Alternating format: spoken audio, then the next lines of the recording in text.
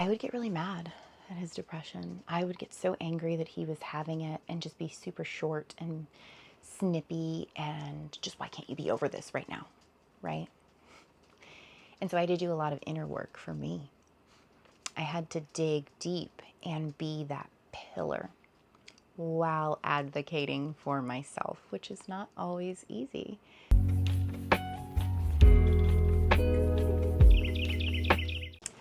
Hello, good morning. How are you today? It's so good to see you. It's been a couple of days, a few days, and since the last time I recorded, we've got some stuff to talk about and have a tough conversation. And I thought that we would have that tough conversation while I watered my plants. I know I have my globes, but the plants are a little dry, so I'm gonna give them some water, and I thought that you might want to join me. First, I probably need to take off my outer layer. I've got several layers on today. Yeah, and then Molly and I are going out. Actually, one of her friends, one of her RV friends, is staying at a campground that is close to here. So I'm gonna go pick her and her mom up, and then we're gonna go out and have some coffee and let the girls hang out.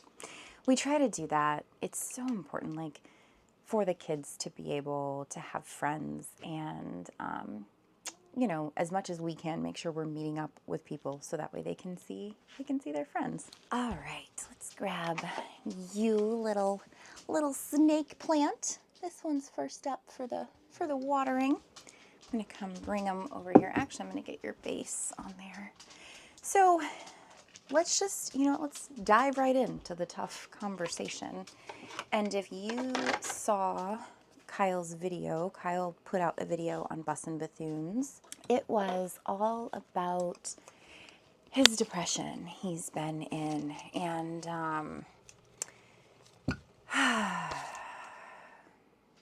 it's hard. Let's just let the cat out of the bag. Depression is hard. And it's one of those things that not only does it severely affect the person having it, it affects the entire family, the entire bus. I mean, it affected us in a house greatly. We just really didn't know how to manage how it was affecting us. And the reason why I'm making this video today is not to shame anyone, is not to say that anybody's doing anything wrong.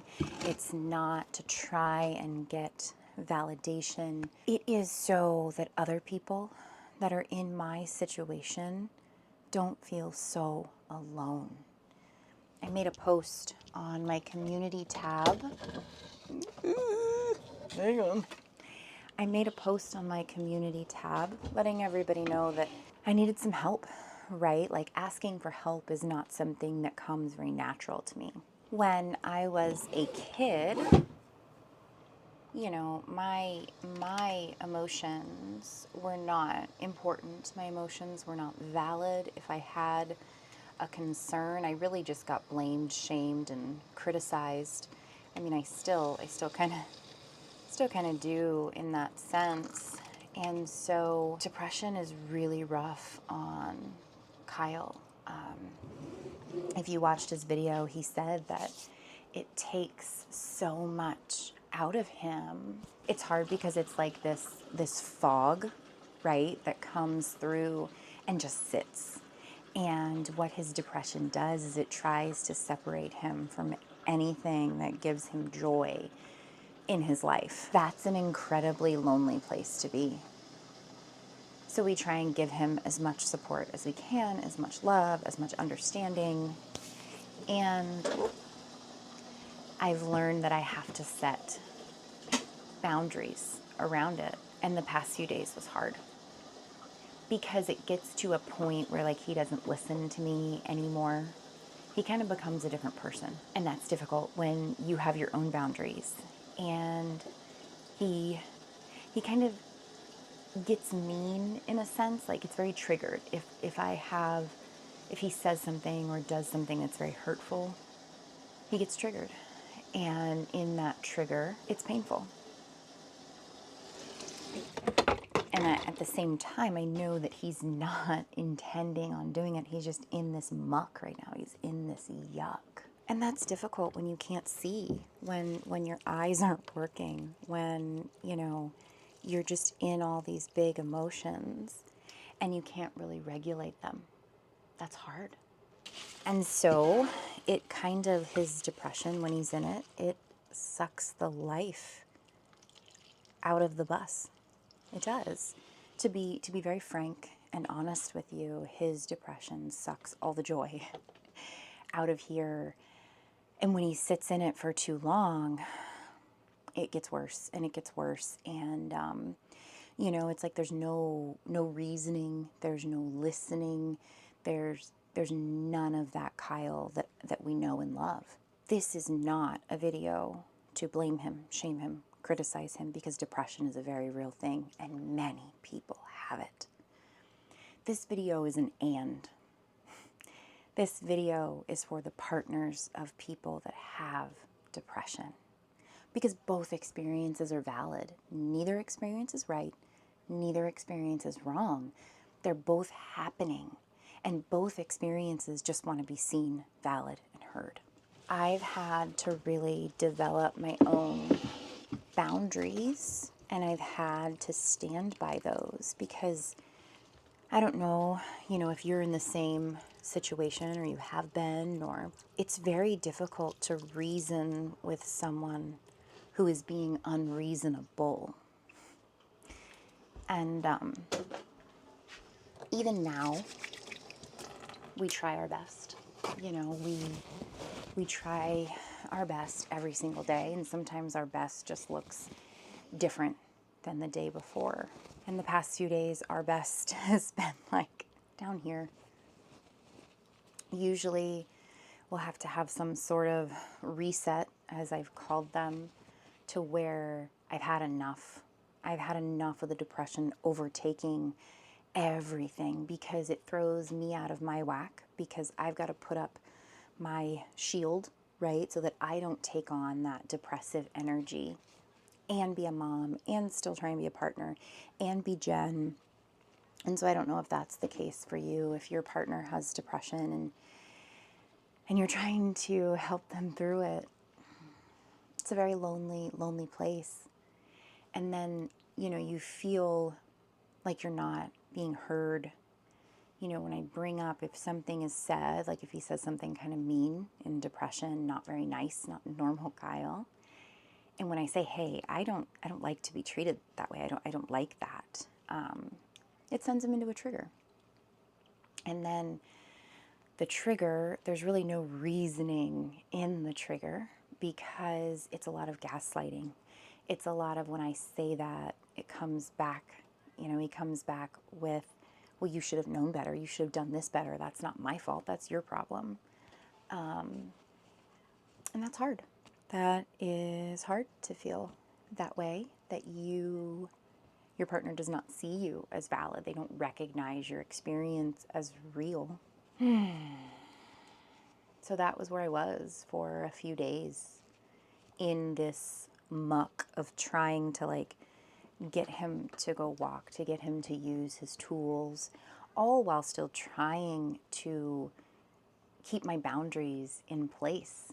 And when we lived in a traditional house, I didn't even know what boundaries were. All I was doing was I just wanted to make him happy. I just wanted to get him to a happy place. And so, you know, I was constantly sacrificing myself, my own needs, for just keeping him happy. It was walking on eggshells. And so what is different now is that I don't walk on eggshells. I have boundaries that I'm very respectful, calm, and clear about. And those boundaries most definitely trigger him in the best and worst ways, right? Because it's great that we're having this trigger so we can see it, we can work through it, we can know what it is for next time. And those things hurt. Those things that are said, the gaslighting, the separation, you know, he removes all of his energy from me, his depression, tries to separate both of us. Like, that's its goal. That's his depression's MO, is that it wants to separate us from each other. Oh, I need to get you some more water in here. And so if he believes the depression, you know, if he lets the depression take over, it does the gaslighting. It does whatever it can to make me seem invalid. And not being able, you know, it's just not in the budget this month to be able to go to therapy. And that's usually one of our saving graces. So we really had to do it ourselves. And there was a stretch where we were doing really good. When we were, you know, picked up the bus from Arizona, holy crap, like that sent him into such a deep, deep depression. Rightfully so, because that was a horrible, horrible experience. Kyle not only lost like the idea of having his dream bus, he also lost someone who he considered a very good friend. And so when you have that kind of a loss, that's not easy to navigate. And so each cycle, because it's cyclical, it comes and goes, is very different, is very, very different. No two are alike. No two depressive cycles have been the same, which makes it really hard, because if it's the same every single time, you know what to expect. And so for me, I have to do a lot of grounding, a lot of walking, a lot of caring for myself in those times, because there's a lot of hurt that happens in depression. And, you know, I know that I love him very, very, very much, and he loves me. And depression and PTSD are two things that are very, very difficult to have and coexist with, right? And I want you to understand, when we lived in a house, it was so much worse. The depression was just, it felt very insurmountable. And we're learning about it. Every single time depression comes up, we're learning about it. And again, my point in saying so much of this is for the people that are in my position, for the partners that are standing by their partner with depression and trying to get through it. Like, the hurt is real. You know, like I said, it's nobody's fault. It's what we are growing through. And there are times where it's hard, where this depression is hard. And the past few days, that's what it's been. It's been hard. And I made a post about asking for help, and I'm so grateful. Thank you for jumping in and sending me love and energy. I'm so thankful for you. You help me find balance when I need it. You are there for me when I need you most. And I can't thank you enough for that. So this isn't a video shaming, blaming, criticizing anybody, because it just is. Depression just is. And, you know, when you take those wedding vows, you say for better or worse. And sometimes we find ourselves in the worse. And it's important to hold on to each other. And it's also important for your boundaries to be respected. I don't deserve to be treated crummy. Just like Kyle doesn't deserve to have depression. And I thought it was pretty cool that he chose to make a video and speak about it. That depression's not a joke. It's not a hot button term. It's a real, real, real thing. And it is deep, and it is lonely, and it is painful. Being an empath, I absorb energy. And if I'm not careful, I absorb that depressive energy. And that's tough. That's tough to take that in. And so, we have the kids who see this. They see the depression. They see what it does to each of us, right? And we've kind of determined that he's had his depression for probably about 2 decades. And we're just now kind of really, really learning it and pulling out those tools.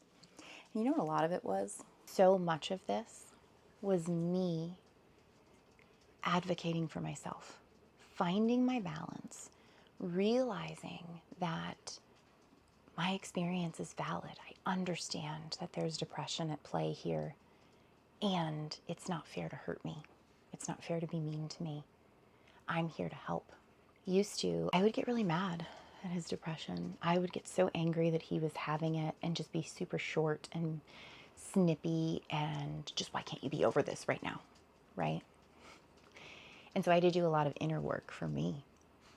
I had to dig deep and be that pillar while advocating for myself, which is not always easy when you have a partner in depression who is telling you that your experience is not valid.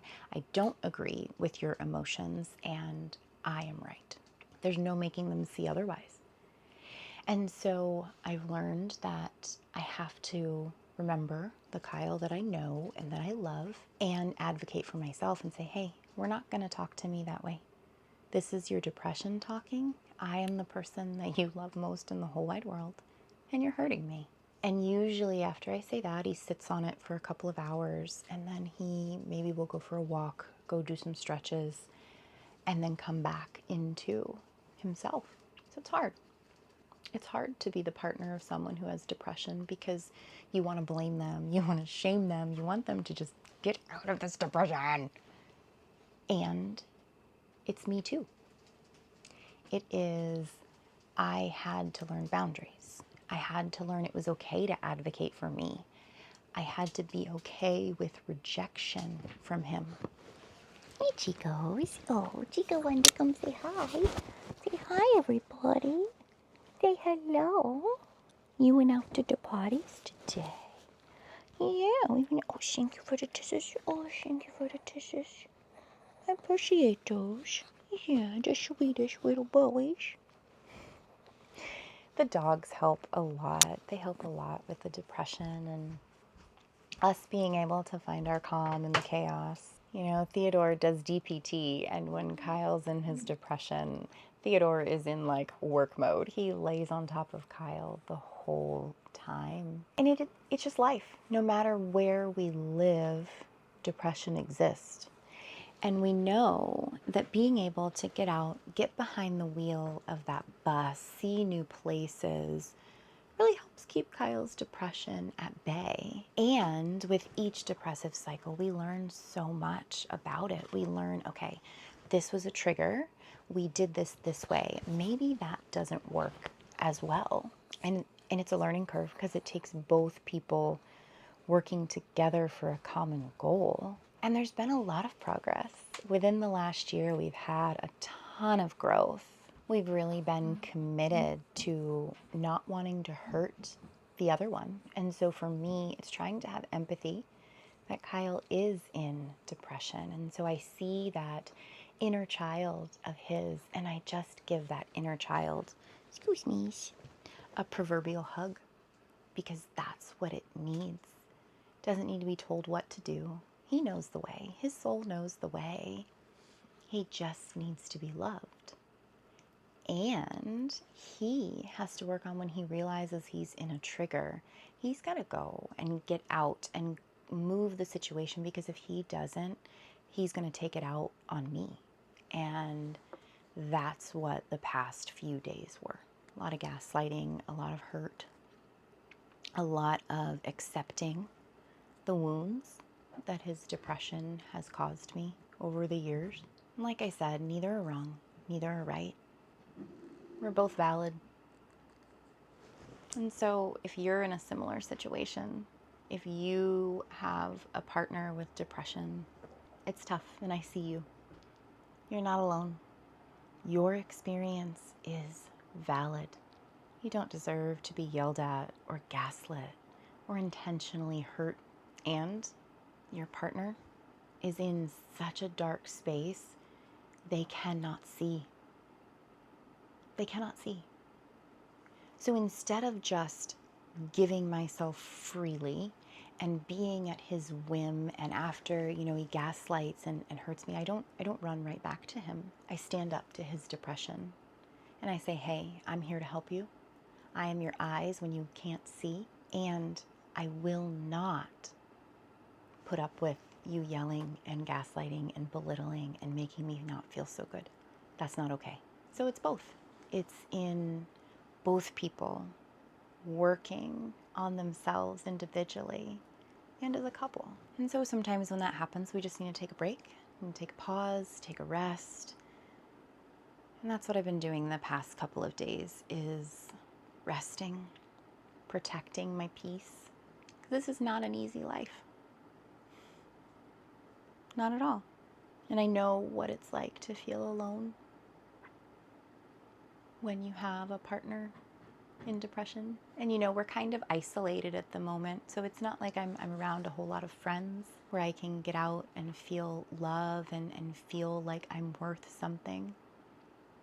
Because sometimes his depression makes me feel worthless and empty and not enough.